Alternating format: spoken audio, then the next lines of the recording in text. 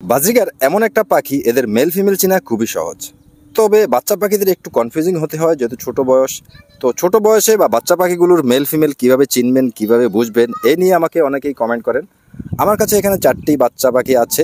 এই বাচ্চাগুলো একই মায়ের, মানে ওরা 4জনই ভাই বোন। এই 4টি বাচ্চার সাইজ কিন্তু এক নয়। যে বাচ্চাটা প্রথমে ফুটেছে বা যে ডিমটার থেকে প্রথমে বাচ্চাটা হয়েছে সেটার সাইজ বড়, আর যেটা ছোট এটা সবার পরে ফুটেছে। এটা হলো সবচেয়ে ছোট বাচ্চা, আর এখানে এটা হলো সবচেয়ে বড় বাচ্চা। বাচ্চাগুলোর বয়স প্রায় 1 মাসের কাছাকাছি বা একটু বেশি হতে পারে। তো ছোট বাচ্চাটা এখনো 1 মাস হয়নি। বাজিগার পাখি ট্যাম করা বা পোষ মানতে হলে অবশ্যই আগে পাখির মেল ফিমেল চিনতে হবে বা বুঝতে হবে। এটা শুধু পোষ মানানো নয়, আপনি পাখিকে দিয়ে ডিম বাচ্চা করাবেন, তাহলেও আপনার মেল ফিমেল সম্পর্কে কনফার্ম হতে হবে এবং বয়সটা সম্পর্কেও কনফার্ম হতে হবে।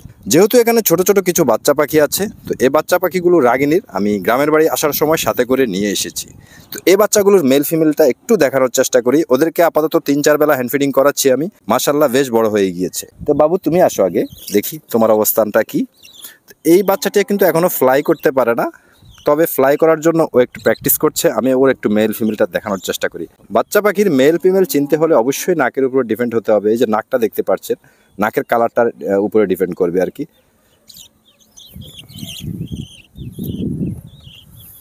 ওর নাকটা একটু ভালো করে খেয়াল করবেন। ওর নাকটা কিন্তু ছিদ্র বরাবর এরিয়াটা সাদাটে হওয়া শুরু করেছে। এটা আস্তে আস্তে একটা সময় পুরোপুরি সাদা হয়ে যাবে। তার মানে এটা একটা ফিমেল পাখি, ফিমেল বাচ্চা পাখি। পরেরটা আমি দেখার চেষ্টা করি। এখানে এটাকে একটু দেখানোর চেষ্টা করি। এটা একটু বেশ বড় হয়ে গিয়েছে, মোটামুটি এখনো ফ্লাই করতে পারে না, তো প্র্যাকটিস করছে। এই যে এটা নিয়ে অনেকে কনফিউজিং হতে পারে, এটা ছেলে নাকি মেয়ে। যেহেতু এটা মোটামুটি বেশ বড় হয়ে গিয়েছে, এটা হলো একটা ছেলে পাখি। কারণ ওর এরিয়াটা ম্যাক্সিমামই হলো ব্লু টাইপের কিংবা একটু হালকা আকাশি টাইপের। নাকের এরিয়াটা কিছুটা সাদা থাকলেও এটা পুরোপুরি সাদা না। তো এইটা একটা ছেলে পাখি। পরবর্তীতে আরেকটা বাচ্চা পাখি নিয়েছি। দেখেন এটা নাকের ছিদ্র বরাবর এরিয়াটা যদিও সাদা মনে হয়, কিন্তু এটা পুরোপুরি সাদা ভাব আসে নাই এখনো। তার মানে এইটাও একটা ছেলে পাখি হওয়ার সম্ভাবনাই বেশি, ছেলে পাখি হবে।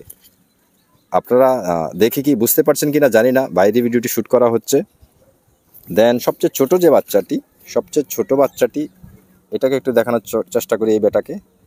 এই বেটা আশা করা যাচ্ছে ওর একটা নাকের যদিও এখনো একটু পিঙ্কি ভাব আছে, তবে এরিয়াটা আমার মনে হচ্ছে যে সাদা হয়ে যাবে। এটাও একটা মেয়ে পাখি হওয়ার সম্ভাবনা আছে।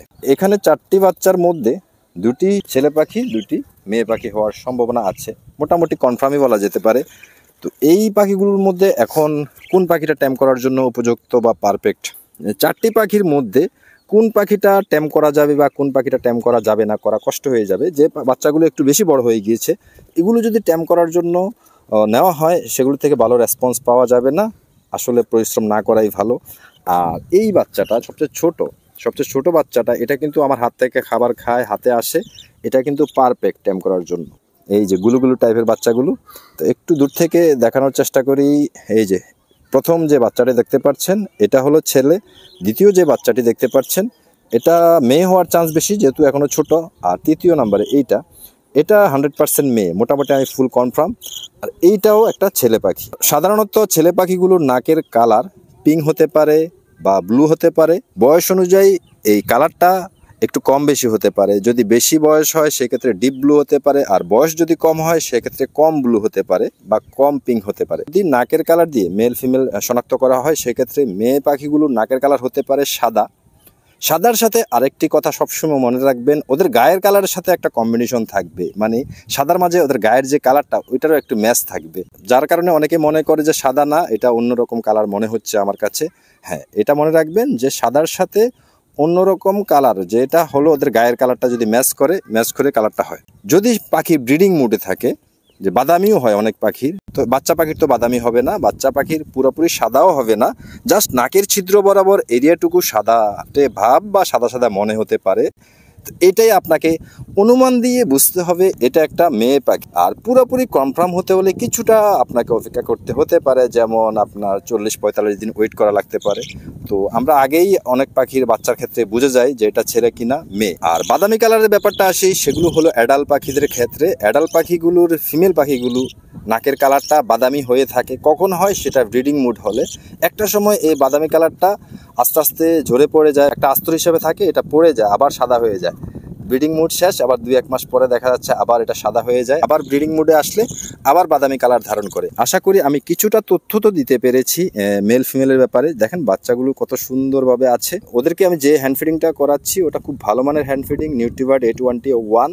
আমি লোকাল যে বিডির যে প্রোডাক্টগুলো আছে এগুলো আপাতত ব্যবহার করছি না। আর এগুলো যদি আপনারা কেউ ব্যবহার করেন সেক্ষেত্রে অবশ্যই নিউট্রিবার্ড A21টা মিক্স করে ব্যবহার করার চেষ্টা করবেন, সেটা ভালো হবে। শুধু আমাদের দেশীয় প্রোডাক্টগুলো ব্যবহার করলে এগুলো কতটা ল্যাব সার্টিফাইড, কতটা পুষ্টিমান অ্যাড করা হয়েছে এটা সম্পর্কে আসলে আমি সন্দেহ প্রকাশ করি। অনেকে আমাকে কমেন্ট করেন যে পাখির গ্রোথ হয় না, বড় হয় না, পেটে সমস্যা।